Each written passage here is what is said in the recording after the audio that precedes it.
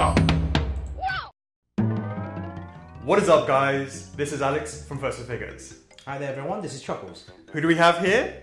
Crash Bandicoot! 9-inch PVC statue.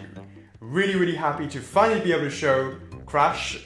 He's been in the works for actually quite a short period of time because we wanted to get the ball rolling and have it ready in time for the launch window for the Insane Trilogy. Obviously Crash Bandicoot's coming out June 30th. That's right. Really super pumped for that. So we rushed to get this ready in time, and so happy with the end results and how we got there. And guys, as I said, this is a PVC statue, so it's slightly different to our resin line. So if you're used to seeing our documentaries and it's on our resin products, this is a completely different style. It's PVC, and we're going to go through a bit about the different parts and give you a bit more insight behind the reasoning and the thought processes and all the design choices, and a bit behind the scenes on the actual manufacturing process of this statue itself. And we get a bunch of questions in to answer. We're going to answer a bunch of questions. That's right. Drops, Yeah. So the question is really straightforward. We have a First for Figures official collectors club on Facebook. So straightforward. Just go on Facebook. Please also go to our First for Figures main page as well. At the top of the main page, there's actually a little button which allows you to join the collectors club. So that will just take you to another page. It's a closed group, but it's a fun group. And basically, we will, every time we have an upcoming product, for example this one, we will post a new thread in the collectors club and basically just throw in those questions there, and we will answer those. Any sort of questions, it's all good to go, and we'll choose the ones that we think are the most relevant. Anything relevant to the PVC line, that's it. Absolutely. Yeah. So those are the questions that we're going to be answering. Do join the club so you have the chance to have your own questions for future products. So, but before we get into that, Chop, should we just have a little look at what's on the table? Yeah. Okay, so what we've got over here is we have individual parts here, and would you believe that what you see over here, there are over 40 individual parts yeah, so that make this over starting thing. from here to here. Correct. Yeah. And you would quite think that it was quite simplistic, maybe because the colours are quite bold and what have you, but actually there are quite a lot of these small parts in there in order to get this effect and to hit it with mass production in a way that it still maintains the quality that's expected from us. Mm-hmm. That's the reason why we separate it so much. So whilst we're having a little talk about that, why don't we give this a bit of a spin? Before we do so, let's just have a quick talk over here. This was the original the white injection pieces, just to have a little bit of a test on the just a very overall quick question. Yeah. What is PVC? So PVC is a type of plastic, and what that means is it's really good for achieving, because every single piece comes out of a mold, and a steel mold I'm talking about, it means every single piece is exactly the same. Then it allows for us to do a lot of sort of manufacturing processes that allows for incredibly fast production, yet maintains the integrity of the paints and what have you, completely different to resin. And the reason because of that is, without going too much detail into that, is resin uses silicone molds, so there is very slight deformations when you take it out of the mold, meaning you can't have spray masks or spray molds or tempo printings because of the deformations in the resin. But you don't have that with PVC, and it allows you to do very good quality work at a quick speed. And that's the reason why we've managed to be here so quickly in terms of being able to do this video, when you'll find that we actually started this very recently and got here so quickly. So this was the first initial test shot, right? Just to sort of have a look at the overall composition, what was any issues with it, and there was some with this, and then that led to going to the next test phase, which was this grey one. Question, so how long would it take from this stage to this stage? So typically this is the initial shot, right? And when I say initial shot, it basically means that you've made the molds. The mold takes about 45 days. Steel molds we're talking about. You inject it and it doesn't quite fit together properly. There are some issues that you look overall. Then you go through something called the debugging stage. And the debugging stage, depending on how big the initial problems are, typically about 2 weeks, I would say. Then you have the grey master and you say, hey, that's where we want to be. And I'll give you a quick example. We noticed that for this one, it was leaning back. Yep. All right, and then that was improved at the grey. If you can see there from both of them, you'll see this is actually standing more straight compared to this one, because this one was, we noticed this, so we said we had to deal with that. So when we looked at the grey one, we said it was okay. We then went to the painted stage. So these are actually the same, except because we're just checking the structural stability, the overall feel before creating the spray molds. There's no point in creating spray molds and all those sort of spray tools based on this one if we weren't happy with the overall composition and the overall effect of it. This one, we were happy with it, therefore, boom, you see it's in colour there. And how long will it take from this phase to this phase? So typically creating the spray molds would be a further 2 weeks on top of that. But there are some things that you could do by hand painting first, just to make sure that we were okay with the colours, and then we would make the spray painting. But you know, I say it takes an extra 2 weeks, but there are different things that sometimes aren't correct. For example, the eyes, it took quite a long time for us back and forth getting the right colours, and that took longer than 2 weeks, as an example. So it really depends on what the issue is and what the issue may be.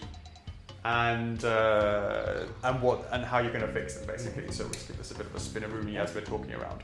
So whilst this is turning, why don't we have a little look at some of the parts? Yes, some of the parts that we've got going on. So let's take a step further back and break it down. All right, let's break it down. So why don't we start with the main body here? So when you pick up your one, so on Chuckles' side, it's basically the unpainted raw injection pieces, and mine are the pieces that obviously been painted, so you can see the reasoning why we separated it. It makes more sense once you see them in conjunction. So this is like the stuff of nightmares. You obviously got Crash, no eyes, no mouth, no nothing, and he's sort of going, "Ah!"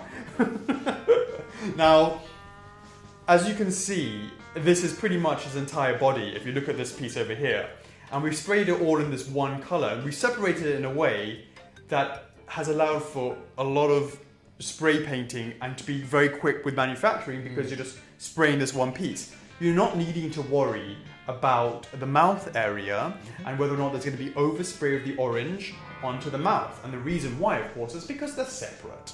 You see that? They're separate pieces. Now, of course, that allows for the precision at the plane. So if we look at the sample over here, if I sort of do this and do that, sort of better. You can sort of see here the way the orange of the mouth and the skin of the mouth, of the muzzle and the skin of the mouth, that area, how it is separated.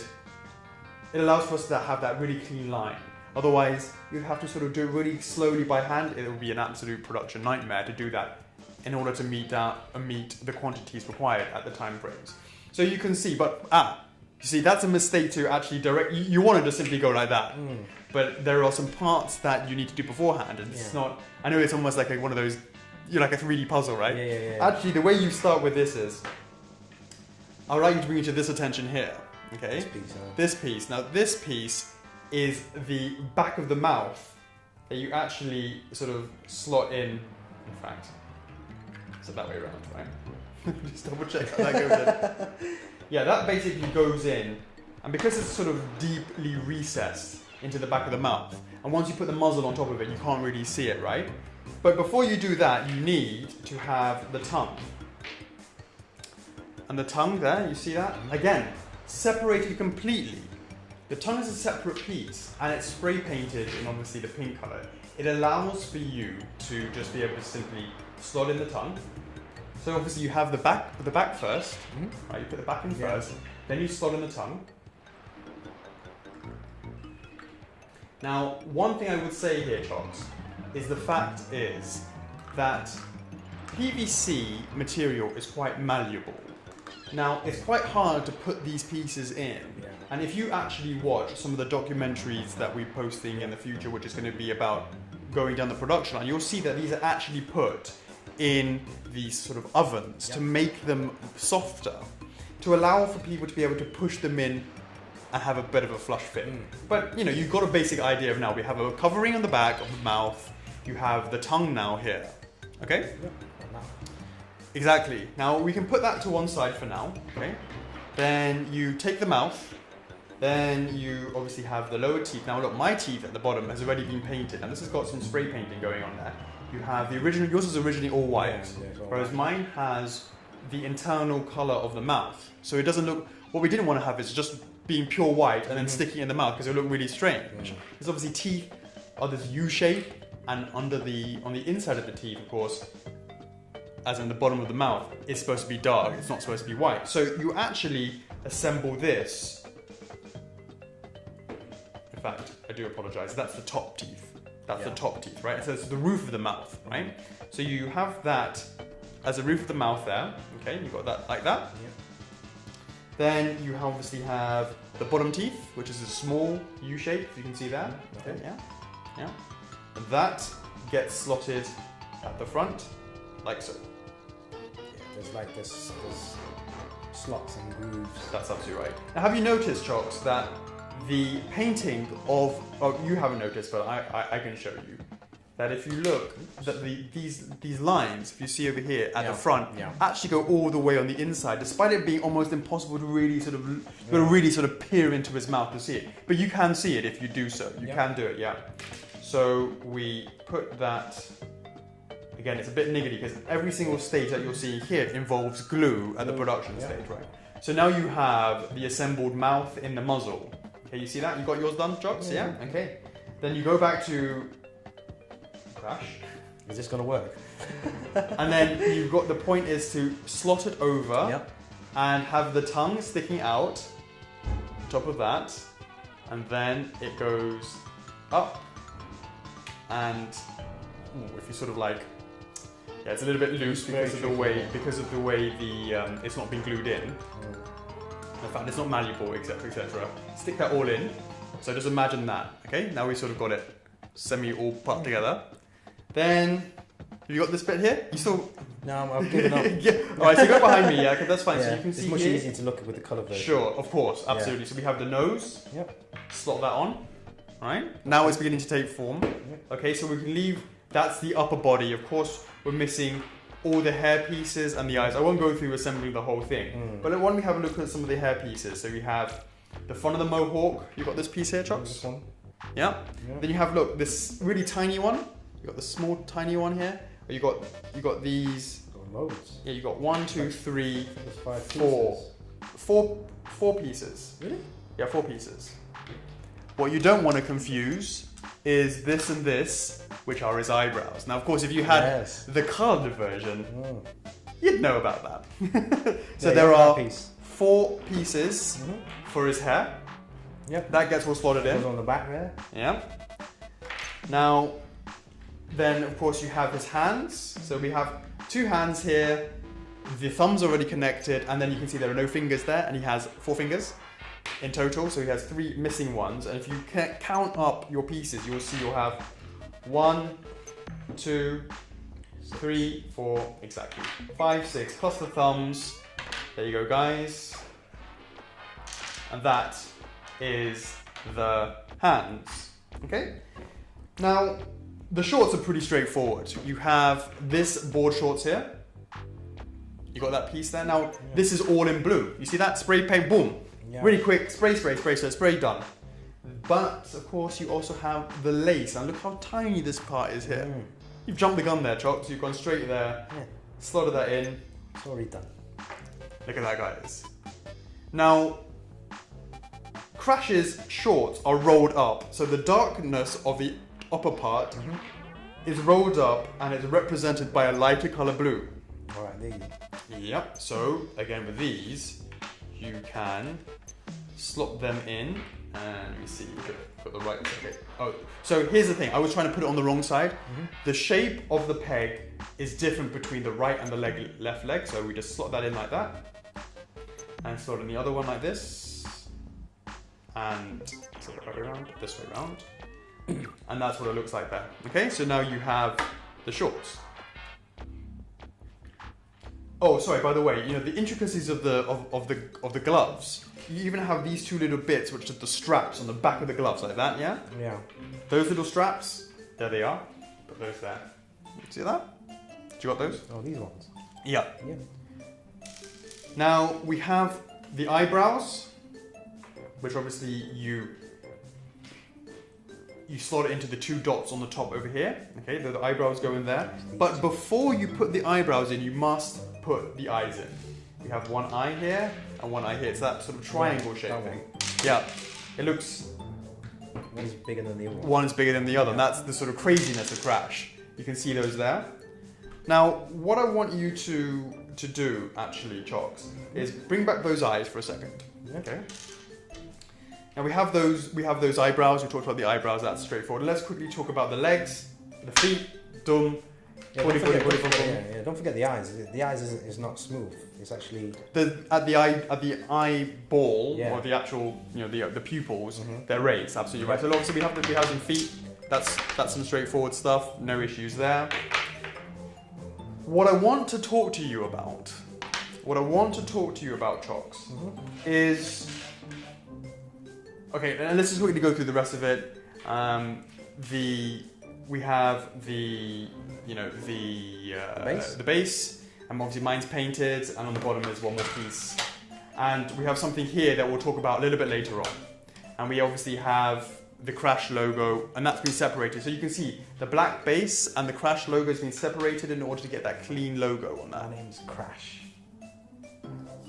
First for figures, Crash. Crash first for figures. Indeed. Yes.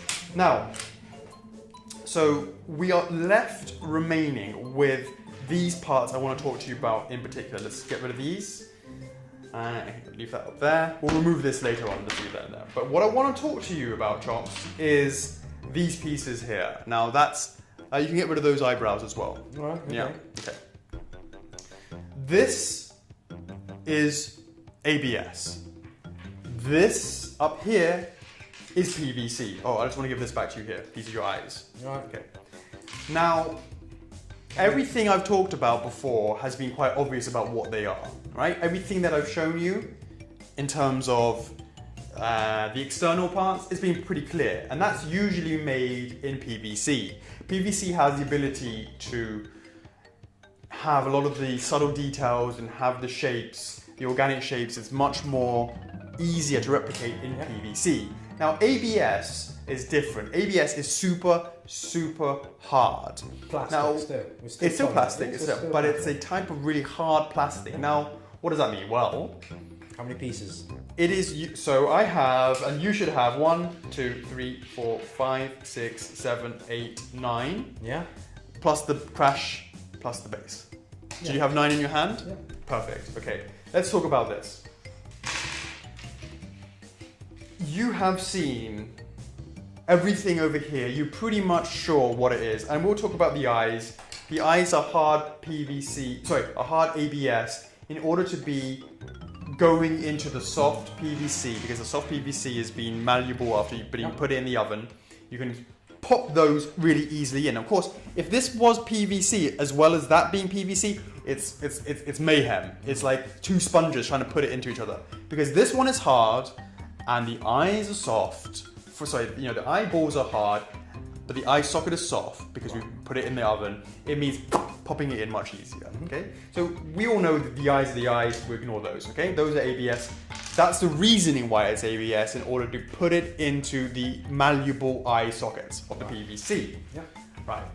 Then we have these two pieces here, which are it's like the tongue of the shoes. Right? Now, these serve some structural support. I'll go a bit more into that, okay? We have these two things here, which look weird, but you can clearly see there are some orange on it and some white on it. Now, what that is the legs that comes out of the board shorts and goes into the whites of the socks. So what you see is orange of Crash's fur going into the whites of the socks.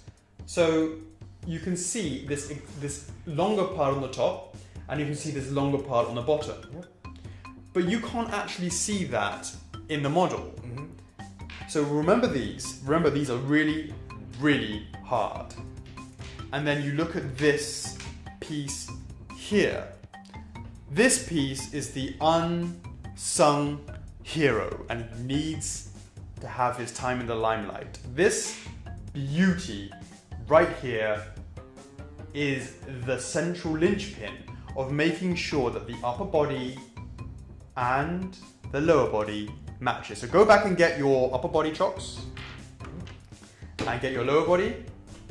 And what you'll see is you'll be able to put this like that into the body there. Yeah. And then that directly on here as well. Yeah. Now, of course, if it's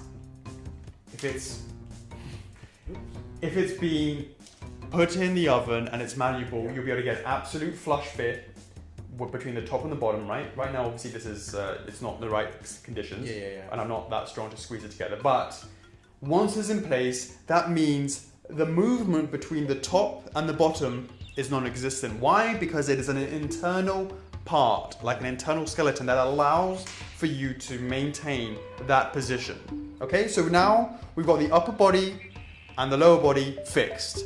Done. Now, of course, these two things, it's time to go back and have a look at your feet. No one ever turned it over, it's time to turn them over. Now, what you can see is a gap at the back here on both. One of these goes into one and the other goes into the other. Now, there is a specific shape that it fits on one of them, and that one is this one there, and this one is this one there. Boom, boom, okay? Now, that therefore allows you to, what happens on the underside of this is, you can see, chocks, there is this pegs. Yeah. And the pegs go to the ones on the front. Yeah. All right, depending on what side it is, that would sort of slot on top of that. Yeah. Yeah, exactly, right? And then that allows the point of the... Oh, it's quite hard to get out. So the reasoning for having this... Now, you might think, you will notice there are two holes here. Yeah.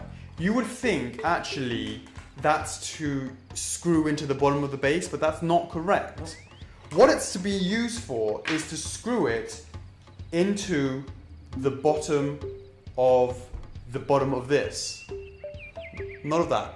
No, to screw it, to fasten it more securely into the bottom of this. Right. Yeah. Because if you look, this long pole goes through the ankles and then connects directly into this piece here. So you see how that connects into that? So in order to make sure that there is no movement and wobbling within the PVC parts over there, right, exactly. That's how you do it to make sure that the connection is done in a way that it doesn't actually fall over, if that makes sense. Yeah. Okay, now that is pretty much it in terms of the separate parts. So what did you think, Chocks? There's quite a lot of different parts. You wouldn't have thought so initially, right? That goes into the front bit of the boot. Oh, sorry, yes, absolutely right. In order to keep it tighter against it. So that was, again, a structural support to keep it nice and straight. So there you have it, guys. That are the parts that actually make up Crash. And there's quite a lot of different parts there. So it keeps the... so it doesn't have any leaning issues as well over time. There you go. And then obviously the base. Yeah, of course. The back of the base, well, the back of the base, you said it comes in two pieces, right? Yeah, sure. This is the top of the base, the bottom of the base. And this part over here is, just has basically our logo, and, actually has a cute, you can probably see it there. It's a Crash Face logo on there. We'll do a close-up of that to show you guys. Indeed. Okay, we'll leave this part over here. We'll talk about that later. Okay. Everything else, I think we can just take them out of the shop. Yeah. Those are the different parts. It's quite cool, isn't it, seeing them all separated? You never think about that when we develop at the beginning. These.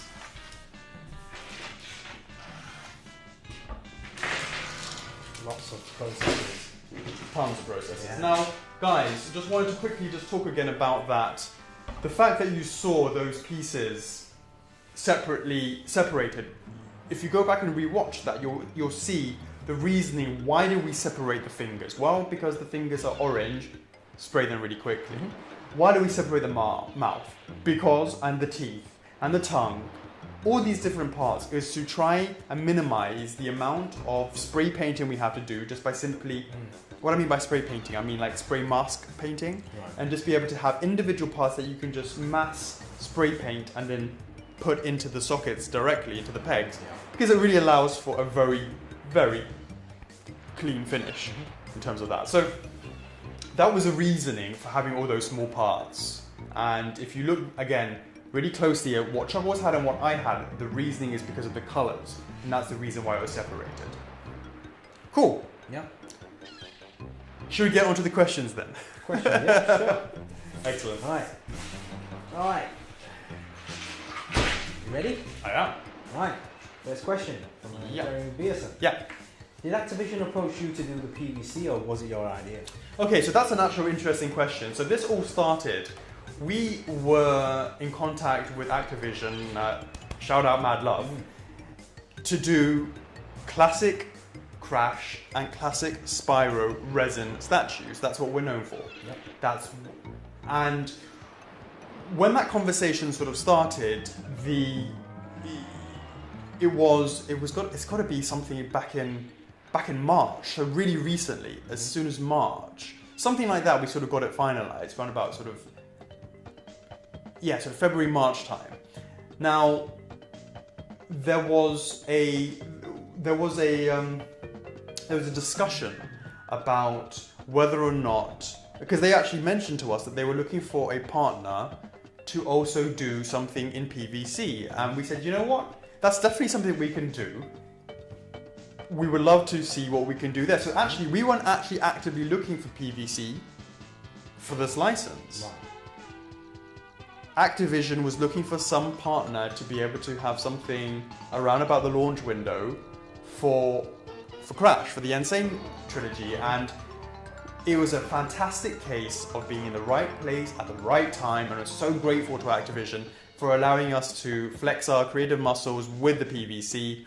And here we are today. So the answer is, it was Activision suggesting it to us, and we're so grateful for that. That's how it came about. Okay? Right, next question from Philip McCallum. What is the full creative process from idea to design to manufacturing to final product for most of your statues? Well, that's a long question, a long answer. Well, the answer to that is, well, you have to go with the character. Okay, who's the character?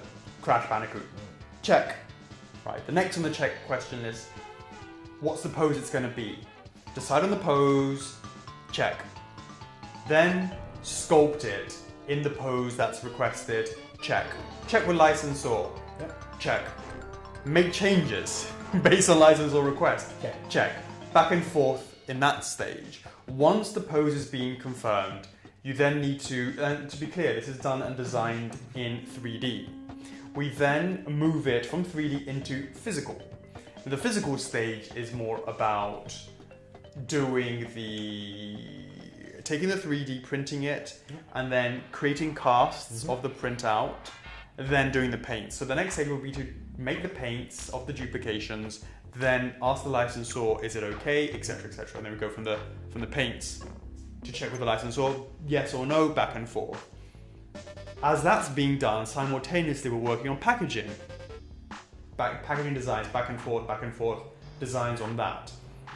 Let's say everything's now been approved at the physical stage, we then need to go to steel molds, and we talked about that, it's creating the separations. The separations take a long time as well, because it's just not how it looks aesthetically, then you need to consider the manufacturing process. What we talked about, okay, cut out the fingers, we remove the top from the bottom.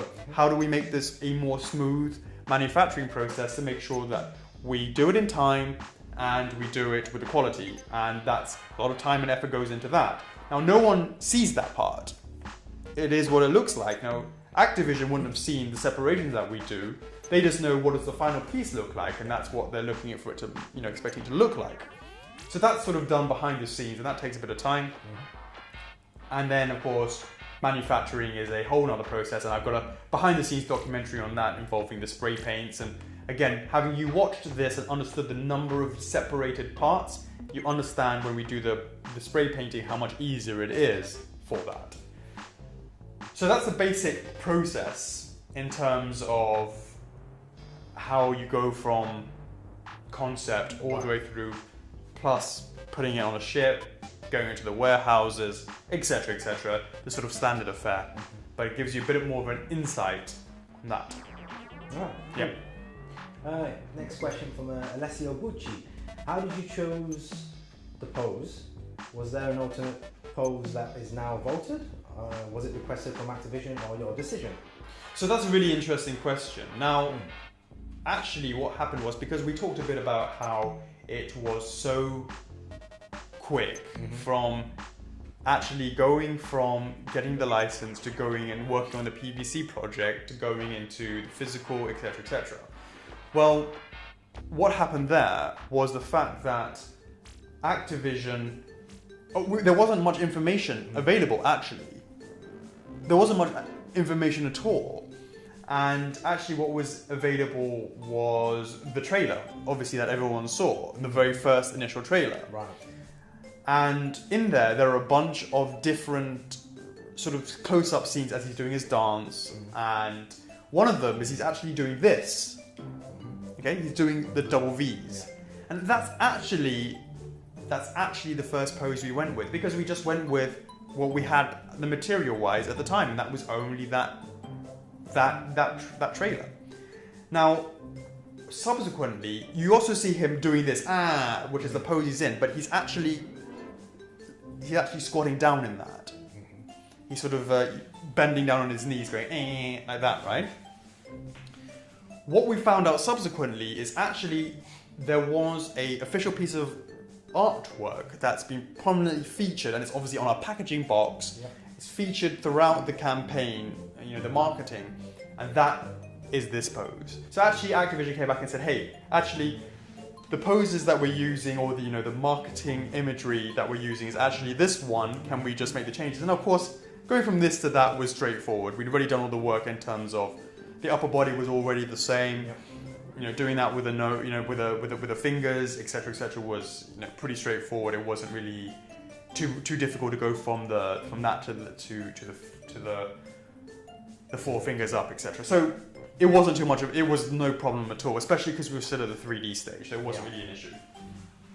So in terms of has that been voted, well, you know what, why don't we can overlay that. Yeah. The original one, where he's doing that. The V design.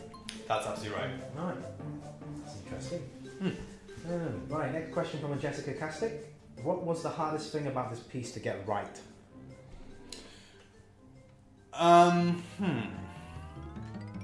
There's a lot of emphasis on the eyebrows throughout the campaign. The trailers, that was really funny. But the eyebrows, the eye proportions. Also, what it was quite difficult was to just get that right level of craziness, just try and bring out cheekiness, the capturing the character, and it's all about the expression on the face, and it's about having a smile, but having crazy eyes, but not uncomfortably crazy eyes, like psychopath crazy, but wacky. That's the one. And if I say, hey, maybe something that looks wacky, you're like, oh, well, where do I start? Well, that was a lot of back and forth on how to get there, making it wacky, all that sort of stuff, and that was, that's really important to have got that right, to make sure that was okay. Indeed. Okay, so in terms of the wackiness, that was really hard to capture, and I think ultimately we got there in the. Of course, we got there in the end. And of course, there was a lot of input from Activision on that as well, just to get that just right. Yeah. Just right. And there were things about how high the eyes, the eyebrows, all these sort of things, and it was all sort of taken into account.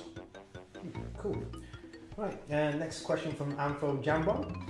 How many people are working on a PVC like Crash, from 3D to final packaging?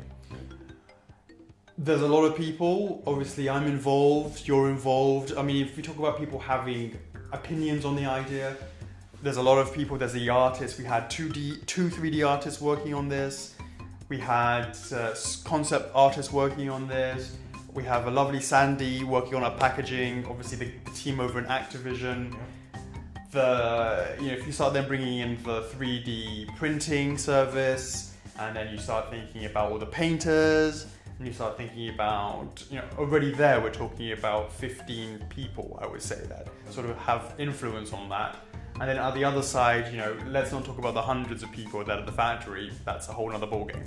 So the answer is, it's a lot of different people, and part of our job as the guys who have our name on it is to make sure that our own vision in terms of what it means to have an F4F product is translated and maintained throughout all of that, because of course, it's very easy for you to have your idea of what the product should look like, but when you have more and more people involved in the process, it becomes that much harder to maintain the integrity of the piece that you're trying to make and do it in a way that you're ultimately happy with yourself.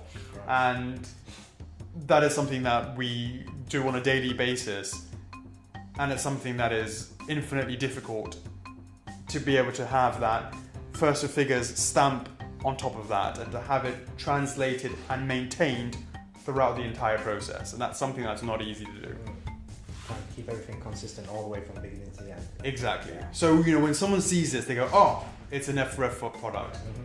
And it makes sense for them. That's the point. Cool. Right, next question. Jeremy Beerson. Shout out to Jeremy Beerson. He's one of the admins over in the Collectors Club.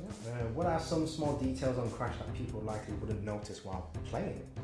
Well, obviously game's not come out yet, but I would expect when there's a big difference between playing the character and then actually picking it up and having to be able to have something physical with which to look at. And the first thing you would do is you'd probably pick this up and you'd have a look around and you go, yeah, crazy eyes, okay, yeah, you see that all the time, and you look around, but the first thing I would expect people to do is sort of go and what they would do is be able to see the underside of the ankles and the shorts, and just having a sort of look, cut up that, to see what it looks like under there. How high are his socks? Does he have skin underneath there? Does the socks go all the way up to his knees? What do you see? Well, the answer is maybe it's not so obvious in the trailer, or when you're looking at just to have a little look at that. But aside of that, it's maybe what they'll do is count how many teeth they believe he should have. Or how many pieces of hair. Well, that's another counting game right there. Right. Okay. Next question. From John Scabler, I believe. Uncle Scabs, yeah. Okay. What made you guys decide to drastically change your package design for Crash? Well, that is actually something which is actually not drastically different for the PVC. Now, the PVC that we're known for recently is something called Link from The Legend of Zelda Breath of the Wild. Yeah. And that had a very, very similar style packaging, and we'll cut to that here as we're talking about that. And that packaging is really what we can do with PVC. PVC is inherently much resistant, more durable than the breakable resins that we do. The resins that we make are very standard packaging because you have the polyfoam and then you have the color box. There is not too much you can do aesthetically with regards to having window boxes or this and that with the resins, because you must always put the safety of the product, of the resins, because they're so fragile, at the foremost in the design, leaving not very much chance to go crazy with the design. Now, what you saw with Breath of the Wild Link was the ability for our resident packaging expert, Guru, working with us, the lovely Sandy. She did a fantastic job on our Breath of the Wild Link stuff, and you can see that there was lots of different ability to have window boxes and window areas, all that sort of stuff. Again, for this figure as well, because it's another PVC, we're not having to worry about whether or not it's going to break at the slightest touch, or if the mailman throws it, will it break? The answer is pretty much it won't. I mean, it takes something crazy to break a PVC. So we had the ability to, or Sandy had the ability to flex her creative muscles and go crazy. And hey, why don't we check out the packaging? Chocks? Yeah, okay. So absolutely gorgeous packaging over here. And check that out, guys. Should we take this for now? Put these over there. Yeah, put that next to that. Beautiful. Now what you can see over here is the fact that we have a lovely, lovely window box. That is not just, you see some window boxes, and some of the designs are like maybe a piece of card with a figure inside, and then a kind of, that's a sort of typical kind of action card, action figure you might sort of see in the sort of mass market. Do you know what I mean? There's sort of one piece of card, the figure inside on a piece of, and a bit of plastic in there, and that's sort of mounted on a card. Right. This has allowed for us to have a complete box that we don't just look at the 4 sides. We consider about how it looks inside the packaging, and we look at how the cuts have been done in a really clever way that they actually sort of go along with the artwork. It's a die cut. It allows for us to do that. And we've got more than that. We've also added a window box on the top. So a window on the top to allow for the extra light coming through that. Otherwise it could be, significantly darker. So when you're thinking about the PVCs being on the shelves in the shops, you want it to have that attraction to it, and to have the ability to do this type of gorgeous packaging is just something that we've been really, really happy to be able to do that. And it's something we thought about for people that like to keep their figures in the box. Absolutely, well. So, because the box itself is gorgeous. Yeah, so like for those that are OCD, they want to keep everything nice and pristine, they can have this on the shelf, that whilst at the same time having light showing through here, you can see the figure much clearer from all different angles. And I usually buy things in 2, so I have things kept in box as well as out of the box. So there you go, guys. That's the extra option to have. Easy peasy, buy 2. Yeah, and third one for spares. Can't go wrong with that. Yeah. Chocks, we want to talk a bit about the front, the face. Face? And the PVC and what we did with that. Because definitely we made a cut out in the middle, because usually a lot of figures where they have either plastic sheeting on the front, or maybe the clamshell covers up the face. So with this one, we made sure we have a circle cut out around the face area, so you can see the details of the face. So what normally happens is, as you exactly said, there's double clamshell. Yeah, so you have the window box clamshell, and then you have the clamshell of the product. Yeah. But what you have here is a window clamshell. Then the clamshell of the product has had the face removed, so you can it's just one layer, not double layer. So it's not like it gets double reflection on there. You can see a big difference. Even on the camera, it's picking up nicely between the face. You can see the reflection from the arms and exactly. the trousers, where also the face bit here is very sharp. Exactly. Yeah. Exactly. So that has allowed for us to have this gorgeous packaging. Again, you can agree that Sandy's done a fantastic job on that. And for those that actually bought the Breath of the Wild, I mean, it complements it as well, but it's very similar style. Absolutely. You see the actual Crash character at the front here. That was the artwork that we're talking about, that it's the promotional artwork for what inspired the pose. And obviously we have some UV effect as well, and some of the logo itself, Crash logo, Crash Bandicoot logo. Yeah, absolutely. Yeah, our logo, Activision's logo. Got it. And as we said, to have the aqua mask on the top as well, just to add a nice little bit of extra detail. Awesome. Really, really nice. Really, really happy with how that turned out. Moving on to the next question. Yeah. From South Cantus. Why did you decide to do an exclusive this time around compared to Breath of the Wild? Shout out to South Cantus. He's F4F famous in the club. He's very famous. Yeah. And I believe he's actually going to be getting one for his wife. Such a good husband. Yeah. Indeed, back to his question. He's asking, why did we decide to do an X this time, exclusive, around this time compared to Breath of the Wild Link? Now that's an interesting question.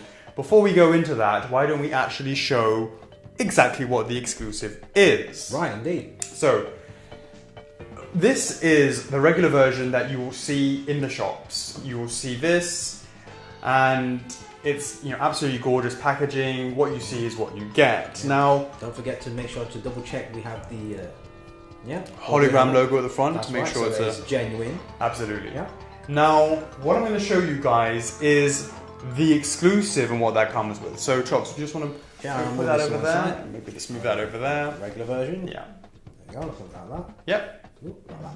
Yeah, Oh, perfect. I have it in front of me. Like Hey, that's Perfect. cool. That's cool. Now, I'm going to bring in bum, bum, bum, the exclusive packaging. Now, check this out, guys.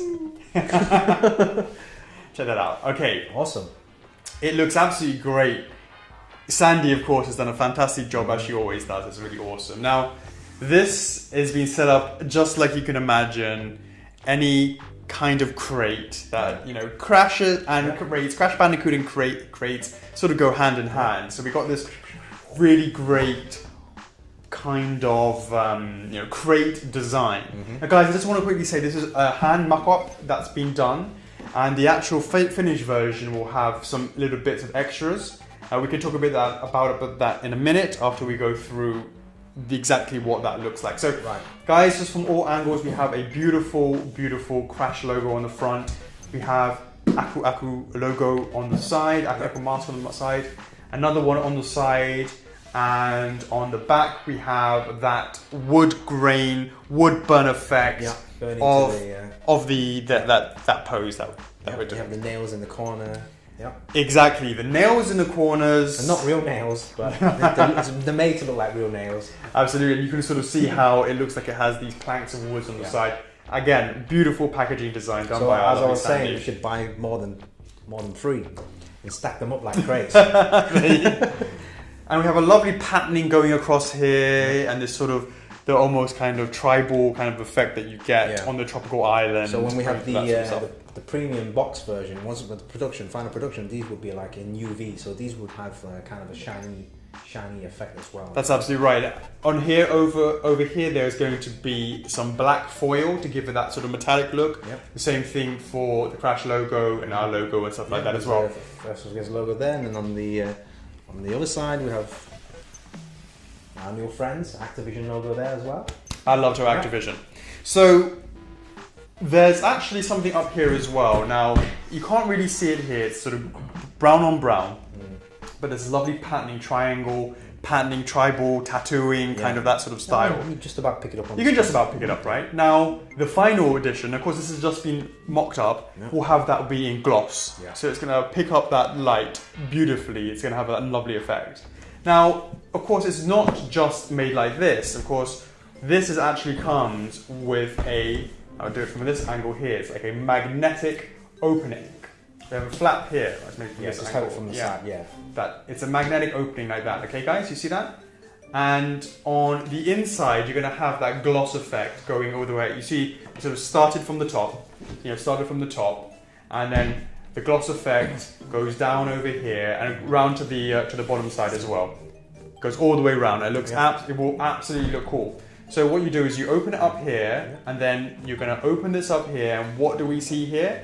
Beautiful. And look at that, guys. Lots of things.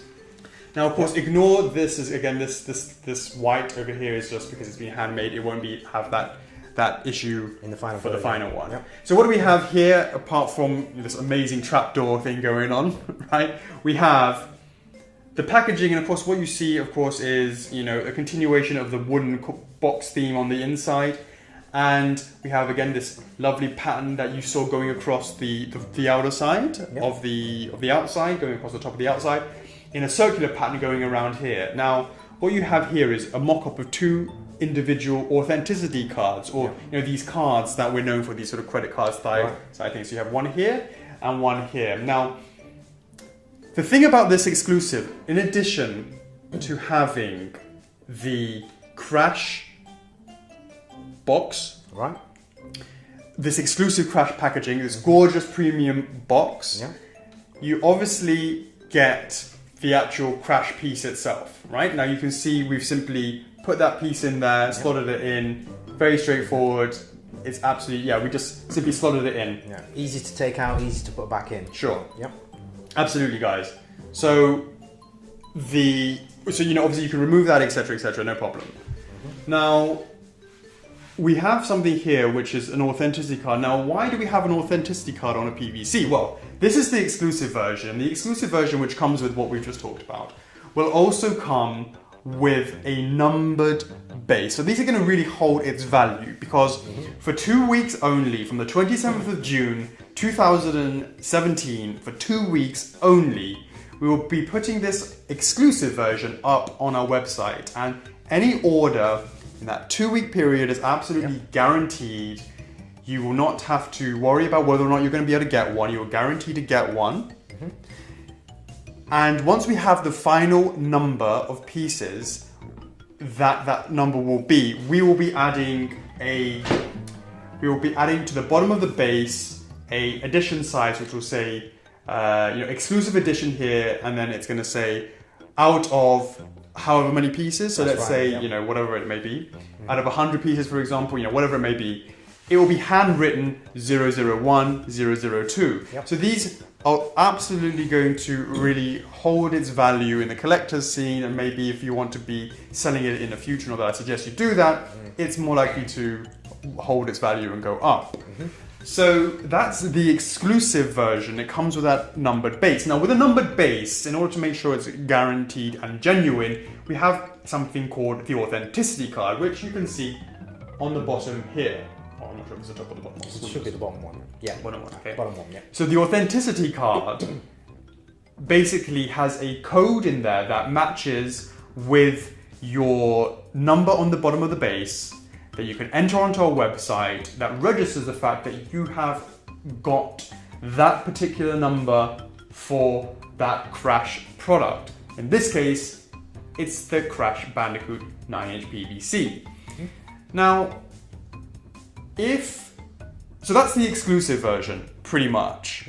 There is one slight additional thing which we actually see, and we tested it out on this one here, is the exclusive one will come with these foam razors that raises it up. So if you look at this, it's completely flat on the top of this base here, right? And this is the regular version. Now the exclusive version, and this is the perfect angle to see it, allows you to see that there is a slight raise between the bottom of the base and the top of whatever the surface that you put it on. So it has these foam razors. For those that concern that if this is all handwritten, just in case it gets scratched. Exactly right. These razors, just like our regular resin products. Exactly right, because you're worried about that number edition 001. You're worried that it might be scratched off. We have those razors, as Chocos was saying. So that is something else that is different between the regular and the exclusive.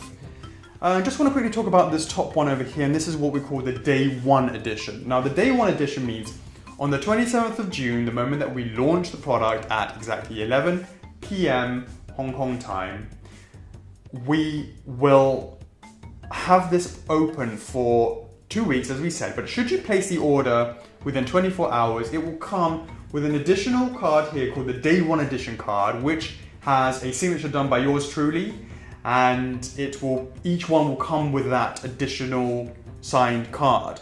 In addition to that, you will get some extra reward points on our website at www.firstfigures.com. Right. So that's pretty much it in terms sticker? of... right, yes, and there's also a holographic sticker, yeah, but that should probably come in and separate on its own. Right, and that holographic sticker is part of the Day 1 edition, so it's got to be within the 24 hours of it going live. That's right. So that really gives you an idea. And just to be clear, guys, the Day 1 edition will come like this. 1, 2 separate slots with which you can remove these authenticity cards. The exclusive version that's not Day 1, i.e. you decide to order it but not during Day 1, will only come with one groove, with one product, with one card, which is the authenticity card, which puts a number against it, which you register on the website. So yeah, I mean, that is the exclusive version. Really excited to finally be able to show what we were planning to do and how we did it for the exclusive edition and some of the reasoning behind it. It truly is a lovely collector's piece and something that should, hopefully be treasured, and everyone will like the fact that it comes with that exclusive packaging. Yeah. Okay. It's a very sturdy box, because this premium box, we went all out. I mean, it's not just very flimsy card. It's very, very strong. Adds a bit more weight to it, just like the actual statue itself. That's right. Yeah. So do you want to take that off for a second? And I can actually just quickly show. Guys, you might be able to see that when I tip this up here, there's actually a bit of a gap there. You see there between the top and the bottom here? Now that is because this is double thickness here. If you look over there, you can see there's double thickness there. So when you close it up, and you put it in. It pushes against the box to keep it secure, the regular box inside to keep it secure, and there you have it, guys. Absolutely gorgeous, gorgeous job done by Sandy. Let's put that back over there, and have that bad boy spinning as we're chatting. Beautiful, beautiful. So why did we decide to do that this time? Well, so it's going back to Sav Cantus's original question. Right. Why not? This is a new sort of thing for us. PVCs are new for us, and whilst Breath of the Wild didn't have one, we wanted to see how it would work for Crash, because we had that much more time with which to develop this piece to do it. Whereas Breath of the Wild was, get it ready in time for the Switch launch, etc., etc. And hey, we may even revisit whether or not we make an exclusive version of the Breath of the Wild later on, but that's another conversation in another video. So we really wanted to see how this would go, and because it's around the same time as the launch of the Insane Trilogy, the Insane Trilogy, we wanted to obviously ride on that wave and sort of have the hype of that sort of surround this product launch as well.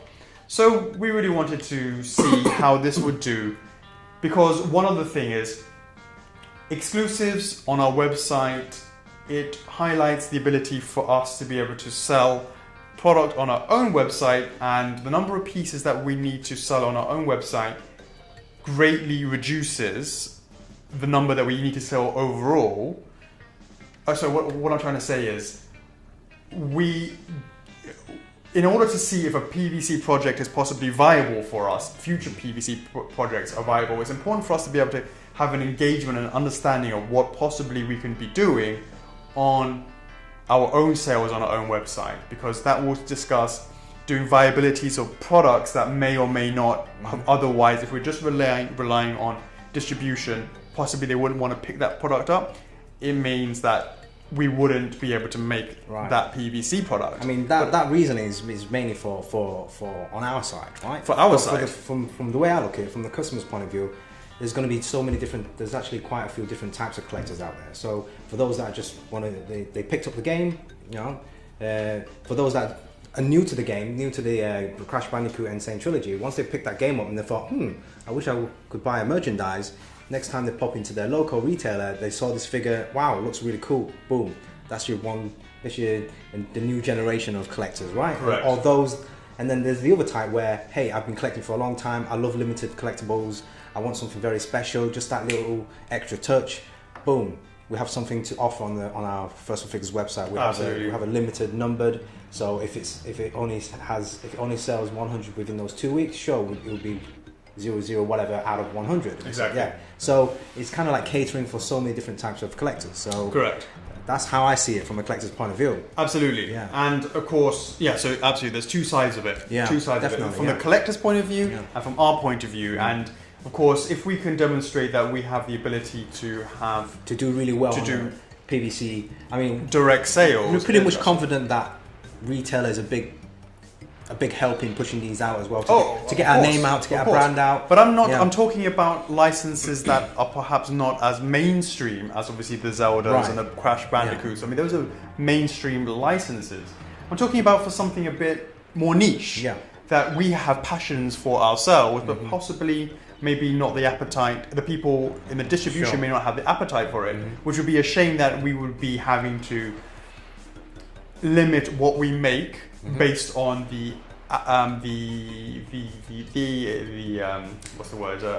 appetite of distribution, as in to have the distributors dictate what we make is not a position we want to be in. Right. If we can demonstrate that exclusives do well on our own website, it allows for us to have more of a say of the types of products that we can make and have more of a say in it. So that is the reason why we wanted to see what would happen. Hey, what better one? There is no better one to do than with Crash. Yeah, I mean, Crash if this does well, then those characters, sorry, not characters, those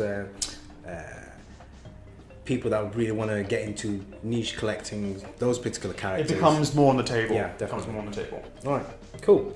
Right, next question from Ryan. Ryan Byrne.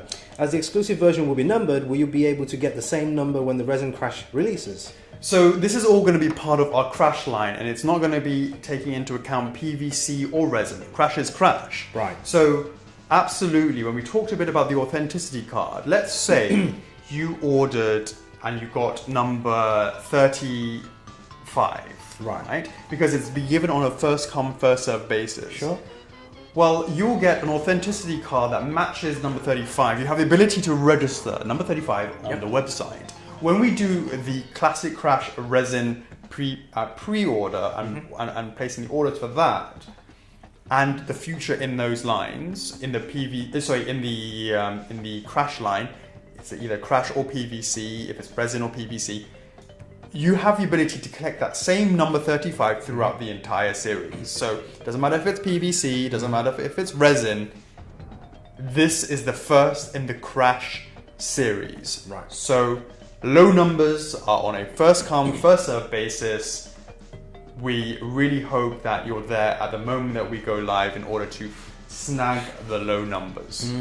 So good luck with that, guys, for those that are interested in getting a low number. Right, cool. Right, next question from a Jonathan Dixon. What kind of lessons did you take from Breath of the Wild Link when creating Crash? Okay, I have two things to explain about that. The first one, well, just to say, we have been making PVC behind the scenes for quite a few years now, and what you see by the way that we separated, my insistence of having certain, because I was working really closely with the factory in terms of what parts need to be separated, how that should be done.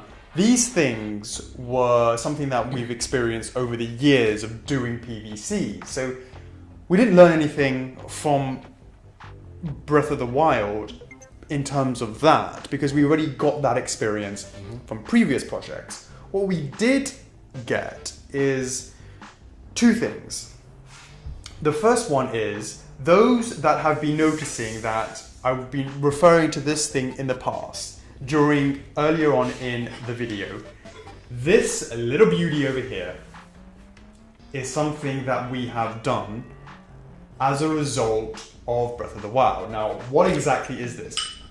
Well, what it is, let me show you guys. Not the latest spinners. Fidget spinners, right? Fidget spinners. So guys, this is the Crash Bandicoot base. Obviously, we talked about the separated parts. You can just slot that in. Boom, very nicely done. We have the bottom of the base. This little beauty is a 100-gram weight that gets put directly into the base like so. And then you have that covered and it's within the base. This, Chocks, have you got your white casting bases anywhere? It's just that one over there, just the black one, yeah. So, yeah. Chocks, feel the weight of this and compare the weight to that. Can you feel the weight difference on that? This feels substantially, i.e. 100 grams worth, heavier than without. One of the things about Breath of the Wild, we felt that the base, aesthetically, we're very happy with how it looked. When you pick it up, it didn't quite have the heft. Right. Yep. Every single Crash, doesn't matter if it's the regular version or the exclusive, comes with this 100-gram weight that adds a significant weight to the actual piece. So when you pick it up, it feels far more substantial. It feels that much weightier. Well, actually, before that was even put into the base, Crash himself was quite weighty. His head was quite top heavy, but there was just something missing. Like I said, when you pick it up, the lower half just felt very, very light. That's because you have him. He's so weighty on top. Yeah. Right. So having that 100-gram plate inside, it just balances everything. Absolutely right. And Chuck, so you pass me over your weight for a second. Just wanted to, thanks. And sorry, I'll close my lid on mine. So is the lid closed on yours as well? Okay. You went too heavy-handed, yeah? Yeah. I just want to see if you can pop that open. Can you? Oh, for some other time. Well, basically, what you notice is that the weight of this it's put directly into the middle, like this. Okay, you would have seen it, it's on the inside, right? Yeah. It's been done in a way that the weight distribution is evenly spread across the entirety of the base. It's not focused in one area. It's not like there's a 100-gram weight at the back or a 100-gram weight at the front or the sides or directly in the middle. This flat piece of weight is done in such a uniform way that when you pick it up, the weight feels substantial on all sides. So that was something that we learned to do with regards to some of the things that we had learned from continuing to learn PVCs. And we plan to do that for all future PVCs moving forwards. The other thing I wanted to say is, Chocks, would you mind giving me the this one? This one, yeah? The regular version. Yeah, the regular version. So what we did was, if you look at the previous Breath of the Wild one, we also had a window on the top. Yeah. Yeah, what we had there was that the clamshell was directly against the top of the window. Yeah. What we did here was we lowered the clamshell. And it's probably hard to see it in there, but the clamshell has a little groove that goes directly down. In fact, why don't we quickly pop this open whilst we are here? I suppose we've got a box cutter here. No. How are your nails? Just rip it open. Rip it open. God, like a collector, right? That's one down. Yep. There'll be 3 stickers. There's 3 on the top and 3 on the bottom. Yep. Right. Do apologise, guys. Okay, we're almost there. Boom. Just stop this. See. Yeah. Yep. Okay. So when we remove this from, pull that out, Chocks. Okay. Just pull that out. Yep. Well, there you go, guys, from the camera inside. What first thing you'll see underneath? We'll come back and talk about that in a minute. Yep. Is that when you look at the top of the base, you can see, so the top of the clamshell, it's been recessed down. You see that? It's been recessed down. And that's to allow for us to, when we have this box closed up,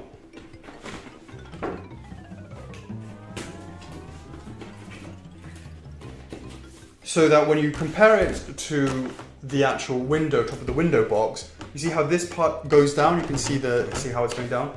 It means it doesn't actually go flush against the top of the window box. So it gives that impression that it's a bit more floating on the top of the Aku mask. It's slightly floating above that. Hey, it's not a massive difference, but it's this little subtle, it's a little subtle change that's allowed for us to just improve a bit on the design, to allow for a little bit more light to go through. Yeah.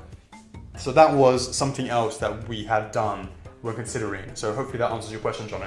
Yeah. So right at the beginning when we were saying, the cut-out window, you can see it much clearer now out of the box. You can see his nose is sticking out there.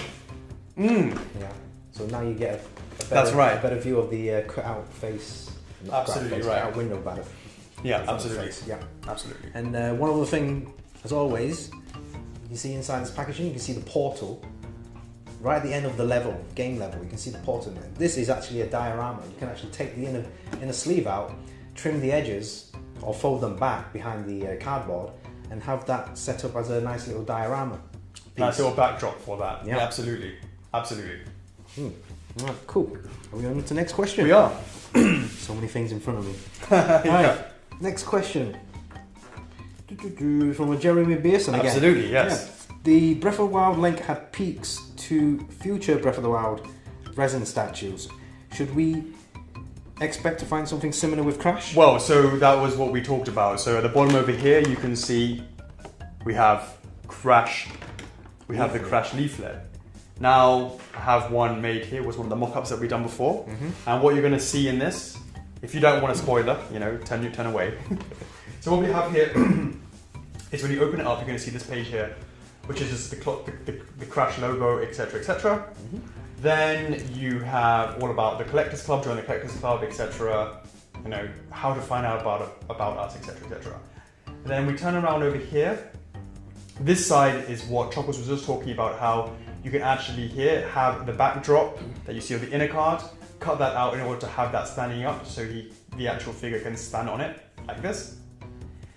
Then over here we have two silhouettes.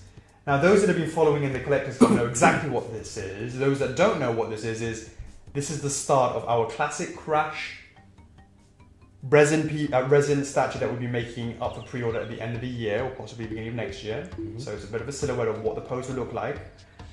And over here is a shout out to Spyro fans to let them know that we're also working on a classic Spyro. And that classic Spyro is going to look like he's just walked out of the front cover of the very first game. So if you're interested in any of these, please do join our Collectors Club on Facebook, where we talk about this all the time. You can ask any questions about it, and we do sneak peeks, give you product information and updates on those itself.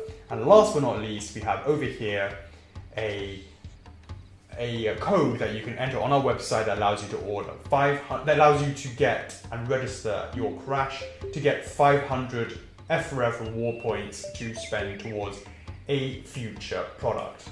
So that is what's in the bottom. That's what's in the leaflet. Right.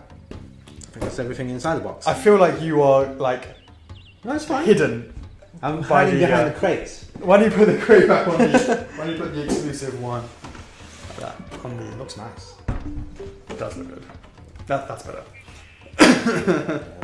Hey, perfect. Cool. Right.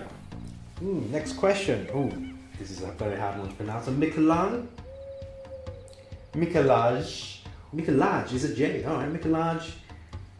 I believe so. Yeah, Michelangelo. Oh, no. Sorry. Whippich. Yeah, I have no idea how to pronounce your name. Sorry. Yeah. Will you continue the PVC Crash line with other characters from the Insane trilogy? Hey, we would love to do tons of these. If you guys support us and you're interested in that, hey, Tiny, Coco. Yeah, I heard a lot of people loving Coco.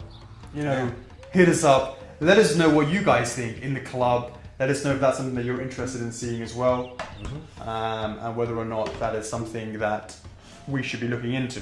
Because we're absolutely very happy to listen to any fan feedback on that sort of stuff. So absolutely no problem. Cool. We would absolutely keep on going with it should there be the support for that. Should we put the regular one here? Box? Yeah. Just make it looks nice on the video. Oh, because it's out of the box. Like that? Like that, yeah?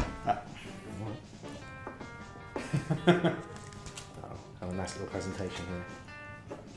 There you go, guys. Presentation on the fly. Presentation on the fly. Hey, beautiful. There you go. Cool. Right.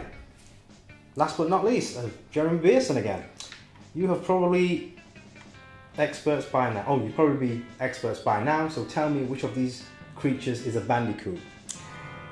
So I've seen this picture here, yeah. Well, clearly it's the top right. We have done extensive research. We know our bandicoots from our echidnas, from our sand foxes, you name it, to our banjos and kazooies. We know them all. We know all the differences between those. White polar bears, green emus. We are big animal lovers here. We know everything. Said in the most normal way. Yes, normal way. Right. That's done. Questions done. Shoutouts. Sweet. What are shoutouts? Right, so as we were saying, for these questions, all you have to do is join our Collectors Club. There's a post specific based documentary questions just based on this product, and at any time, just before we start filming, I will post a sentence saying, hey, next 10 people to reply to this comment will get a shout out from Alex. So it's kind of like first come, first serve. So they'll very much like when you're doing a pre-order. Yeah, they will just drop in any time. So definitely keep an eye out on that post. Shout out to Kevin Morgan, the first guy to reply. Nice. Shout out to Wendy Cooper, what's up? Sean Spell, how's it going? Chris Holm Allen, yo! Celine Gardia, how's it going? Shout out, she's one of our admins as well. Shout out to Mikolaj Whippich, we just decided that's your name. Yep. how to pronounce it. We do apologize if you said it incorrectly. Boom! Shout out to James Bennington. How's it going? We have Rookie Honorable Powell. What is going on? We have Cassandra Bennington. Shout out to you. And last but not least, Derek Baker. Shout out. How was that? Awesome. Nice one. Boom. Got there in the end. Got there in the end. Right. Now it's time to think. You guys have decided, you've watched this video, and thanks so much for watching it up to this stage. Maybe you think, hey, this crash could just be the perfect fit to your collection. And you want to think about what possible place could you find for crash in your display. So what we're going to do now is give you measurements. Should we do that then, Chocks? Yeah? Yeah. Okay. Should we just remove these just so you can just concentrate on that? Quite straightforward. This is pretty straightforward. Basically, it's a 9-inch PVC. So there you go. It says so on the box. So there you go. So from the top to the head to the bottom of the base is 9 inches tall. And then I think last time I measured it from side to side, it's roughly a similar 9-inch. Interesting, huh? Always prepared over here. Yeah. The front to the back is, yeah. Looks less than give or take I would say give or take 4 to 5 inches. Basically, what Chockles are trying to say is there is no excuse. There's absolutely loads of space for crash in your collection. You don't need to worry about the measurements. It's pretty much what you're saying. Yeah, and looking at that, that's going to be like 2 cans of Coke. 2 cans of 330ml Coke. Look at that. We know that straight away. Easy. Yeah. And the actual weight is 0.43 kg. That's a lot for a PVC. 0.43 kg. 0.43 kg. What's that in pounds? I have no idea. Nicely prepared. 2.21 on top of that. Times it by 2.21 and Bob's your uncle. And then obviously we have to add in the weight of the box as well. And that will be mentioned in the product description once we go live with the product launch. Absolutely, yeah. Absolutely. So remember that date, 27th of June. It's on a pre-order Tuesday, and there, straightforward. Straightforward, guys. So we'd love to, say thank you so much once again for joining us from the beginning of the video all the way to now. And if you've sat there and watched all this, we really hope that you've understood and gain a bit more insight to what we do here at First to Figures, some of the thought processes, some of the design choices, some of the reasoning of what we do and how we do it. And of course, if there are any questions that may have arisen from watching this video, please join the Collectors Club, let us know, and we are active there all the time. Yeah.